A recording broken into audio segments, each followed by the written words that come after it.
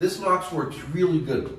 And right now I'm not opening. I just press it, and within half a second, it's read my fingerprint and it can go in. She can't open the lock. Put your fingerprint on. It hasn't been programmed and it reads red. And it still doesn't work. To program her fingerprint, all you do is you press this button with a pin in the back of the lock. And then since I got my fingerprint programmed, I just press it. And now she can put her fingerprint on. Please move your finger slightly and press once more. Please move your finger slightly and press once more. Please move your finger slightly and press once more. Please move your finger slightly and press one.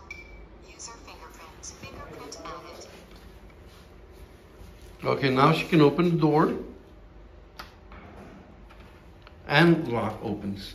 So it takes like 10 tries to get your finger programmed, but once it's programmed, it starts to work really quick.